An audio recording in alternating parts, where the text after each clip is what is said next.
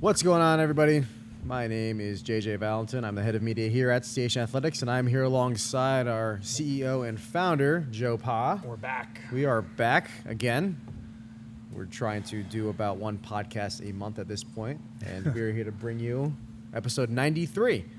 Today we're going to talk about being obsessive, mainly consistency and how it can lead to obsession, and your goals, whether that's in the gym, outside of the gym, in your life, work, whatever that wants to be. Like if you're starting a business, that's kind of how we want to go. Joe has experience with this, obviously, starting. I don't know how many businesses have you started? Too many.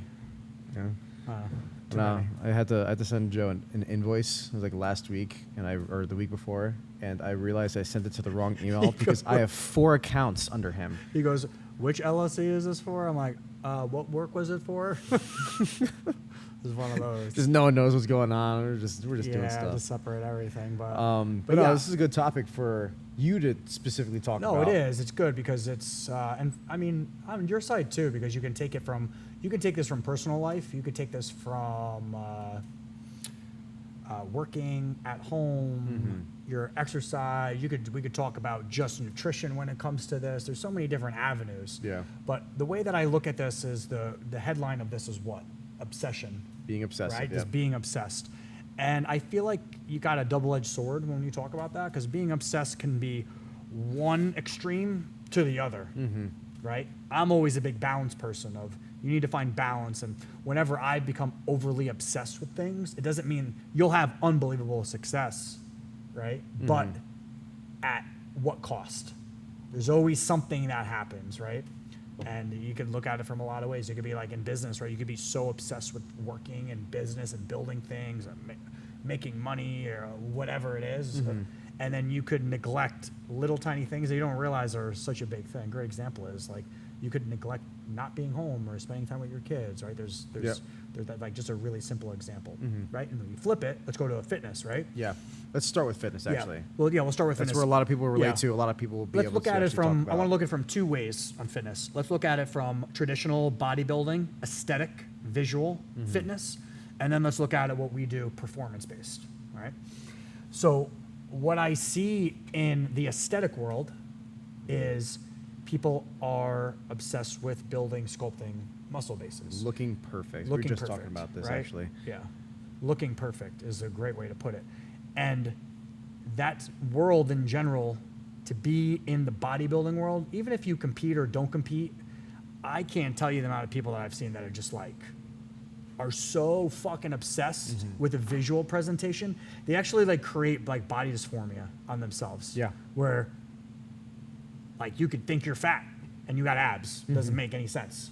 Right? I can't even tell you the amount of time that I've seen that over and over and over again. I mean, I was talking about this with Courtney literally yesterday, and your dad was talking about it. And we were talking about how unhealthy it can get when you're doing the shows and everything. Yeah. And Courtney was saying, she was like, I would barely eat.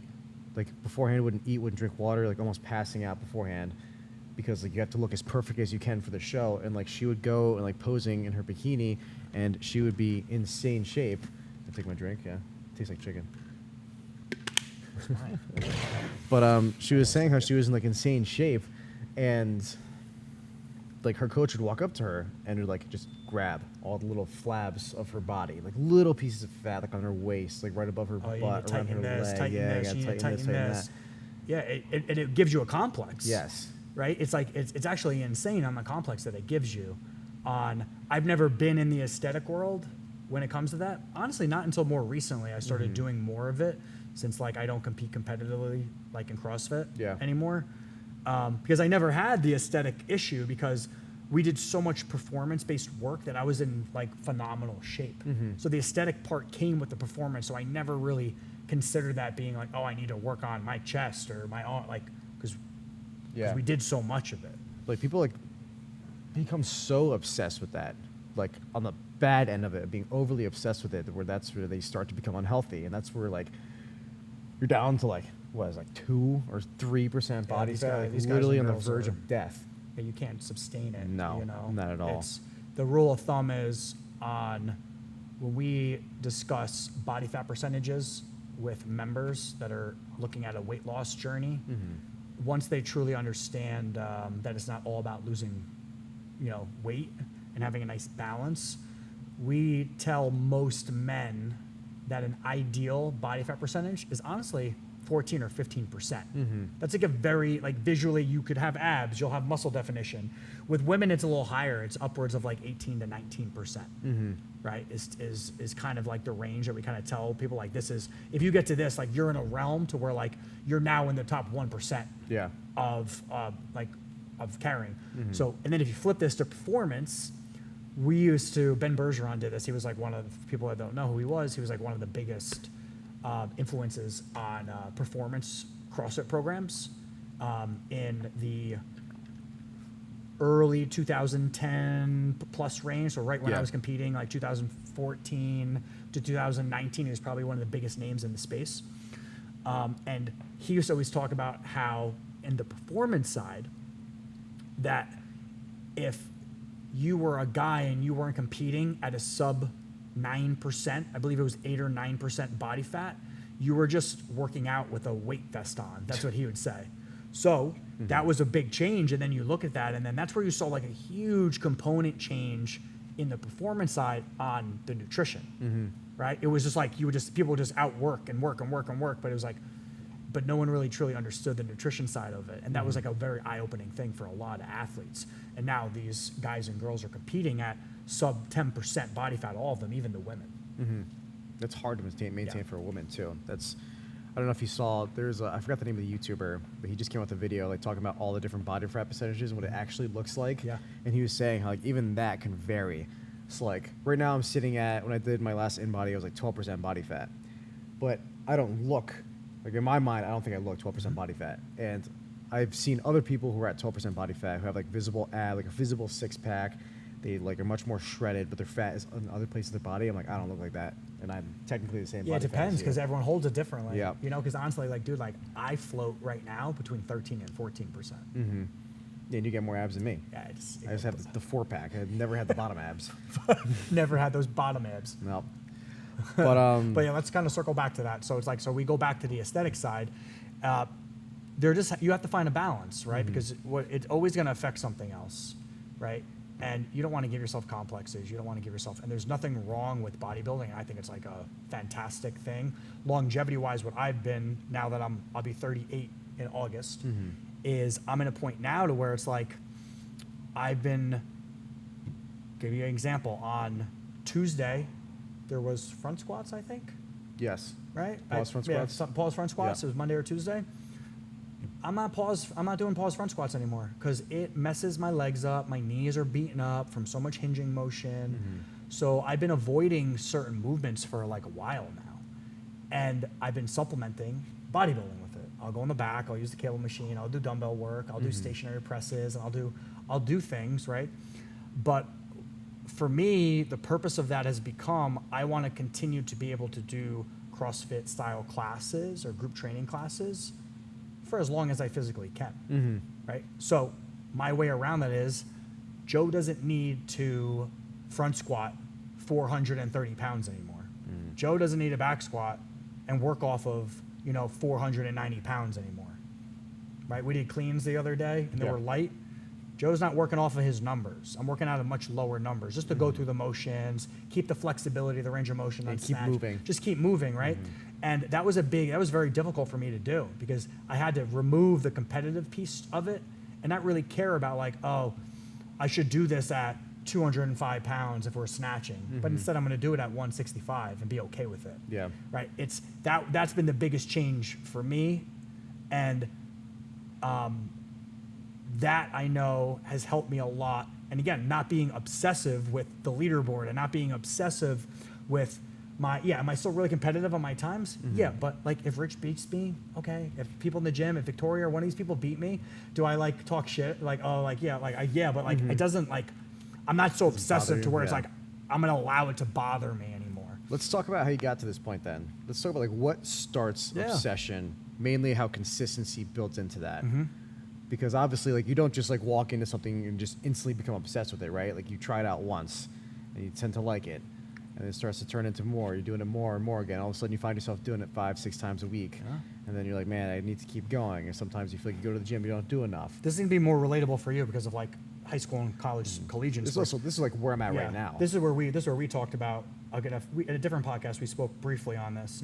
So when I converted from high school sports to college sports, so let's just that's 15 years of organized sports and fitness since I'm 5 years old, roughly, right?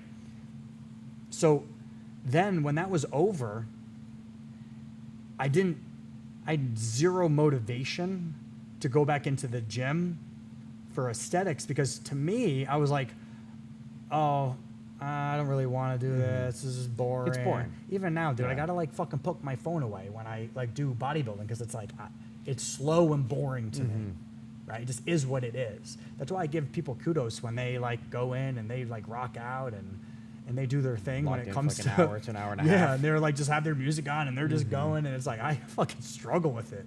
I do. That's why these classes always have been good for me, because it's like one of those activities where it's like you're doing what you're doing, and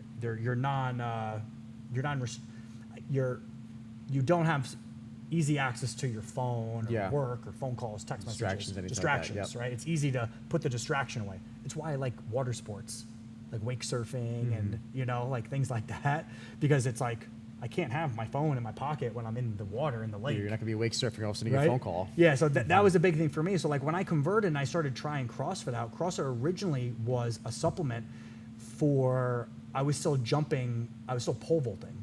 So I did it just to convert to, do some general strength, and that's what I was doing it for. I was still jumping, I was still doing indoor and outdoor track, from like a semi-pro perspective, right? So then, when I started trying it out, then I learned about this whole competitive side to it. And it was the first thing that I was able to grasp my hands around that was something that was super unbelievably challenging. You could be challenged at every single level. You could be a pro at it or a beginner, and the weight, you could be just as dead on the floor, right? Like, let's say that we're doing cleans and we're working off of a general percentage, Yeah. and we're doing a lot of them. Let's say that you're doing them at 165, but I'm substantially stronger and I'm doing the same workout at you as 205, and we both are fatigued the same amount. Yeah. Right? You're not going to potentially be able to go faster than me, or I'm not going to be like, you know what I mean? So it was like one of those first things that I found. So for when I progressed into that, and then for me, I didn't have to think about the aesthetics, because I was getting it because it was performance. I was doing the performance again because right? Like I started to gain weight again, and I started to put on more muscle tissue, and that was a 10-year thing, right? It's like, we talked about this once before. When I started this sport, I was like 155 pounds. Yeah. And then I competed at 205, 206, and I float right now around 195 pounds. But it took me a decade to put on the mass, but it was the visual aesthetics that I wanted, I was getting from this sport. So then you fast forward over the last 2 years, it's like, oh, well, now I got to convert over from performance and not competing all the time anymore, right? And I was still competing like 2 years ago. I still did. I competed with Alex a couple times. Like, Yeah. we did a couple things, and then it got to the point where it's like, I can't train for this shit anymore. It just beats me up, and I was too busy with the businesses and work and other things. So it's like I couldn't donate all the time to it. So then it came to, okay, now I'm literally doing this to feel good, be healthy, right? Make sure my blood work's still good, make sure that I'm feeling good, but I still get a dose of my competitive piece, right? And I've supplemented and implemented my accessory work when I competed, which we refer to as bodybuilding, right? Style fitness, to supplement the aesthetics. And that's how I kind of got there. But it was like a mind fuck, dude, from one thing to the next. It was like, it wasn't as simple as, okay, this is what I'm gonna do. Is like, you almost have to like, I'm like a really analytical person. So here's a great example, right? When I'm teaching a rope climb, because I just looked at the rope, I try to make someone understand the reason why we're doing X, Y, and Z of, right? Like, why do you jump and keep your hands as high, right? Yep. Why do you bring your feet as high as you can to your hands? Why do you not pull and move your feet up at the same time? There's a lot of components to it. So I like to be really analytical when it comes to that. When I used to coach and teach it on every movement, whether it was pull-ups, handstand walks, handstand push-ups, barbell movements, everything. I was always really analytical, because those are the things that keep your forward progress, and when you could do the movement properly, what comes with that? Strength development, flexibility development, weight increase development, all the things that you're trying to do, skill development, right? Victoria on this last Saturday, I'll use this as an example, is she worked for like a year and a half to get a muscle up, right? Maybe longer, maybe 2 years at this point. It's been a while, yeah. And she got her first muscle up maybe like 6-8 months ago. And then on Saturday, she hasn't done them in a while, but she's been doing so much strength work and skill work. She did fucking 3 in a row, right? So it's like the development's there as long as you're being consistent all the way through and you understand what the end goal is. You have that goal in mind too. Goal orientation. So when I look at obsession in a product or obsession in whether it's work, fitness, let's just use fitness because that's what we're talking about, right? When you're talking about fitness obsession, sometimes you forget about what that end goal is, right? And knowing that you can always go a little bit further, a little bit further, a little bit further, right? I'm a big person where like if you're trying to climb a mountain, right? It's like you take little steps and chip away at it and chip away and chip away at it to get to where you're going. And I'm a huge advocate of setting really, really big goals and expectations, almost unrealistic goals and expectations. And how you get there is by doing small little wins on a daily basis, whatever little that is. goals that will ultimately rise up to be the ultimate main goal, right? Yes, correct. You know, and some people consider that to be obsession-based, but it really depends on what the goal is that you're setting for yourself. Yeah, I know the rope climb is a good one too. That's something I've been working on a lot recently. We just had our comp, Thieves and Beggars, this past weekend. There's 7 rope climbs on it. I didn't realize how good I was at rope climbs or how good I got at rope climbs. Yeah. Just because it was something I did like once a week, once, twice a week, just prepping for this comp with the programming. And there's multiple people who would be midway through up the rope for their first rep, and I went up and did 3 before they even came down for 2. It's one of those movements that it's a fear movement too. It is. Because you're 15 Just more feet comfortable up. with it too, yeah. Right? It's just one of those things is like, that was one of the movements for me, dude, that I was so good at. Pole vaulted in college. So we used to do upside down rope climbs, legless, right? Like we would just do stupid shit like that. But it's one of those things that is like a separator in a competition side. And you became obsessive. I mean, he said he's been doing this for over a decade. I want you guys to understand that that's every single day. Yeah. 365 days for 10 years straight. We used to work out 7 days a week. 7 days a week. 7 days a week for years we did it. And that is the ultimate obsession right there. I'm talking about Thanksgiving. I couldn't go to mom's till after I went to the gym. I'm talking about Christmas Eve. I'm talking about, after Christmas morning, me and Emmy would put the kids in the car, go to, like, that's what I'm saying is like, that's the shit of the obsession what it was because we got so obsessed with it. But the downfall is like, what did I give up in return of that? Yeah, I was going to say, what would you give say? up a lot. Because a lot of people on the outside of it too, they see you in the gym a lot. They're like, is that healthy? Is that okay? Like you're there every single day. You're eating this specific food. Like, are you all right? Yeah. And that's where you start to become the balance of like, all right, what's too much obsession versus what is... Let me give you a clear example, right? I used to snowboard a lot. When I started competing competitively CrossFit, I never went again. Because I was afraid that if I hurt my knee, I wasn't going to be able to do what I needed to do. It's like a great example, right? So I missed out on a decade's worth. We live right by Mountain Creek in New Jersey. Literally 40 minutes away. Literally, it's so close. It's the biggest mountain in New Jersey. Yeah. Right? And I never went again. The realization for me was when 2 years ago, Al and Court took us on one of their friends' boats to do wake surfing. And then last year I bought one of the boats, right? And then I was like, wow, I can't believe that I missed out on this water sport my entire life because I loved it, right? Like it was like little things like that. And then I like think forward and backwards of those things. And I was like, man, I would have loved this 7-8 years ago. Man, I would have been so much better at it, right? But then the obsession starts again. Yep. Right? So it's like trying to be on a balance basis. And obsession comes with just also being consistent with these things. Like if you want to become obsessed with something or like you want to be into something, what do we say? It was 20 days, 21 days. It's scattered. It's different for everyone. It turns into like a habit.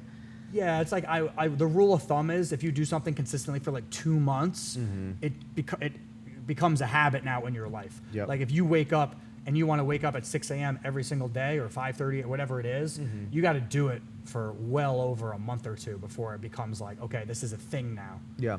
And those habits too, from the outside perspective, the habits can seem like, to us, it's just a habit. Like for me, every single day, it's a habit for me to wake up at 6:30 now, eat my breakfast, and then get ready to go to the gym.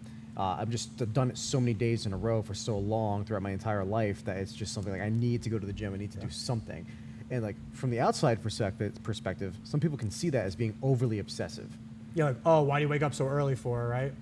You know, so here's a great runoff on what you just said. I talk about my grandfather a lot on this. And I remember I just talked to somebody about this. I started playing golf with him when I was like 10 years old. He like taught me how to play, and I would play with him. So my grandfather was in the landscaping business and the exterminating business for, you know, if you combine the time, probably 50 years. Yeah. Okay? My grandfather used to wake up before the sun came up, so at 4:30 in the morning, he'd wake up, he would eat his breakfast, he would read his fucking newspaper, and then he would go to work. And then he would work all day, and then come home when it was dark out. That's what he did, right? So then when he retires, right, and I'm a kid, right, I'm 10 years old, and what I noticed is he still does that, right, up until when he died. You know, a couple of years ago, he would still wake up at 4:30, 5 o'clock in the morning because he did it his entire life. So it was completely a normality of his life. Yeah. Right? And I remember being pissed, right? My grandfather woke me up at 4:30 in the morning for a 7 o'clock tea time where he lived on a golf course, right?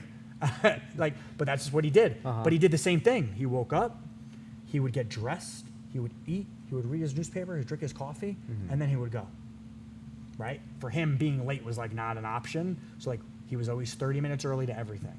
But like that's just how he operated, and it stayed with him his entire life. So like think about that, what you just said. Like if you do that for the next 5, 6, 7, 8 years, it's very unlikely that you're not gonna change that habit. It's hard to get out of it. It is. And like talking about your grandfather and how he retired, look at the amount of successful people in their lives who were probably called obsessive, who were saying they were doing too much, they're missing out on these things, but they're building something, right? And even when they were tired, they were satisfied with what happened, which, I mean, that's a whole nother topic of actually being satisfied when you're like that.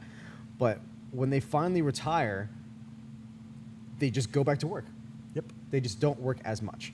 Yeah, I just never, I feel like we could kind of, with that subject, like he never really stopped the habit because that just became part of his life.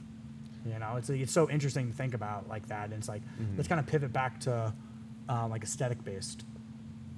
So when you look at that, most of the aesthetic based things now is not only just the exercise, but it's also how you're performing the movements, what kind of range of motion. Like if you could really dissect bodybuilding style movements, and you could really tempo based, right? You could talk about the hypertrophy state of your body. We talked about that a little bit before.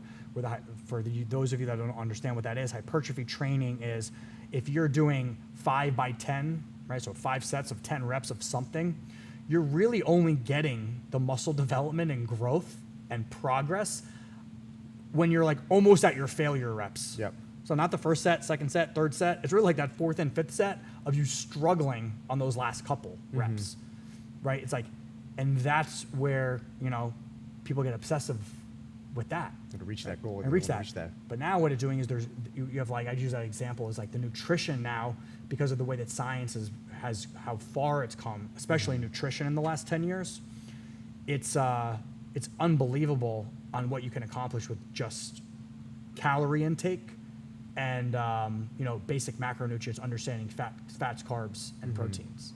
I think that would probably be the hardest. I know for me, it's for me too, the hardest. Building the habit of eating like that consistently, because I can do it for a while, and I have done it for a while. I've done it for like months on end, but it's just so hard to keep track of. That's the one, like for me to build a habit probably takes about like 20 days to like a month. Yeah. I think that's about where it starts to turn into, all right, I'm going to do this every single day, but the food, hard. It's hard. And to you live consistently do I know it. your parents really well, right? And like, and you have a good base because that's what they do. Yeah. You know. But even there, because you have your days where you're lacking and stuff like that. Like I know, like I need my sweet treat after dinner of like we get these like little Greek yogurt balls covered in chocolate.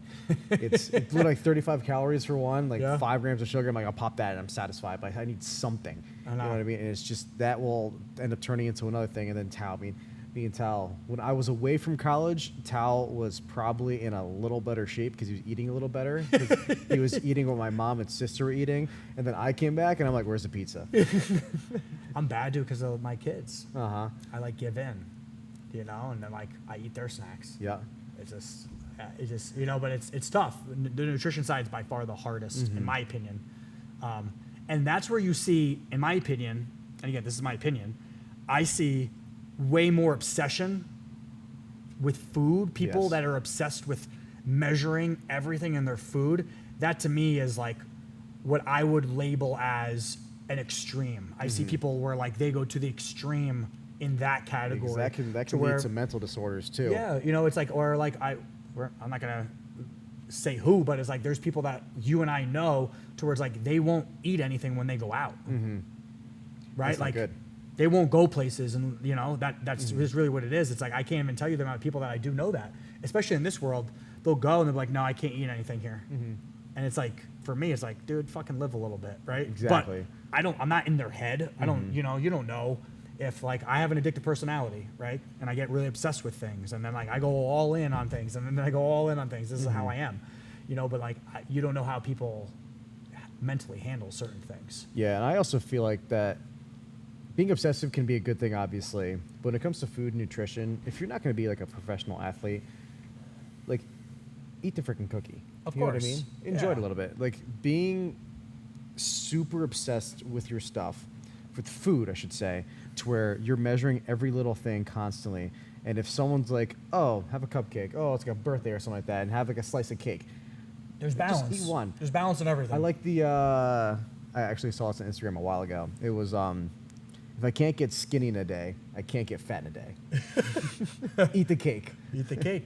Yeah, no, it's true. It really is. You know, it's like High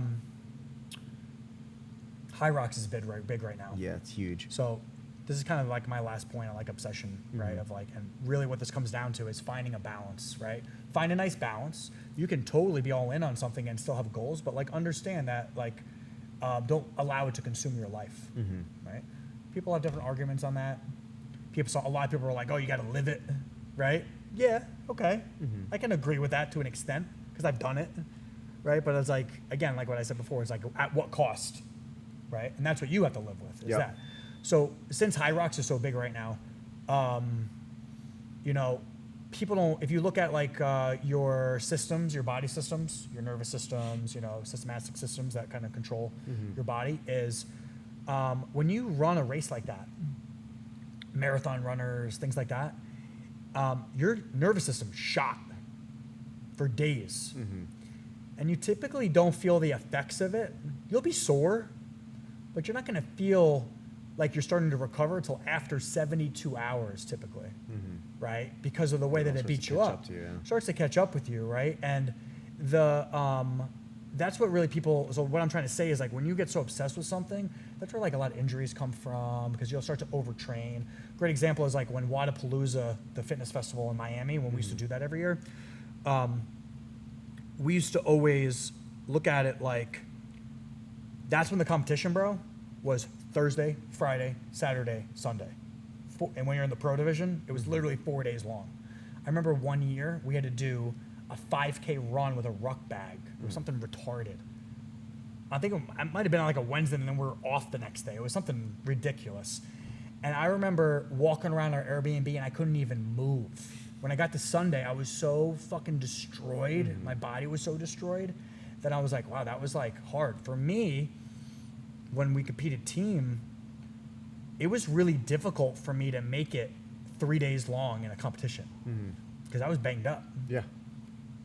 You know, it just kind of was what it was, but it's like, and that's where you'd really see the big separation of athletes was like going into day 3, like who's still throwing PRs and who's able to really, you know, who's able to lift heavy still. It wasn't Joe. That's where the overly obsessive people start to really take off, right? Yeah, you know, it's a lot of, you know, understanding that, but like my point is it's like High rocks is such a trendy thing right now that a lot of people will go do it. Is like, it doesn't mean you come back on Monday and you go back to normal again. Like you're not going to be able to. So it's understanding and listening to your body. Yeah, that's just starting it all over again when you finish. My point of that is, think about what I just said about how like I pivoted from 100% like CrossFit training to now, okay, I'm going to do enough of this because I enjoy it and I like it and I like the competitive side of it, but I'm supplementing it with other things. And yeah, I do use the InBody scale on a regular basis. I do, like, dude, I watch what I eat. Pretty much every lunch that I eat every day is pre-made, you know, and a lot of my dinners are too. Yeah. Macros are counted. So like, I'm confident that I'm doing enough You hit your goal. to hit my goal or get not close. But I know, because I've been doing this so long, is like, I know when I don't need enough protein. I know when I don't drink enough water.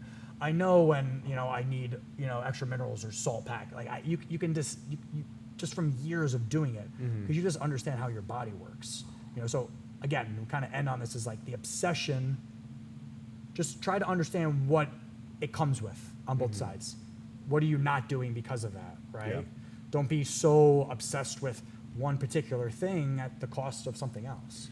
Yeah, I mean, we thought this was a good topic, especially because Very different. Joe's lived it. I am somewhat living it now as I'm. Yeah, you're in it right now, my- dude. You guys are competing a lot. You know, we have a group of competitive people again, and you guys are going back into it. And it's like, just understand that like you could still have a lot of progress, but like have fun with it. Still, Yeah, you know? definitely enjoying things, and that's the biggest thing too. Is you gotta live life, enjoy, eat the cake, right? Eat the cake. Bing bong. That's it. All right, guys. We hope you like this episode. Subscribe on all of the podcast platforms that you listen on, whether that be YouTube, Apple Podcast, Spotify, whatever that is. And we will see you at the gym.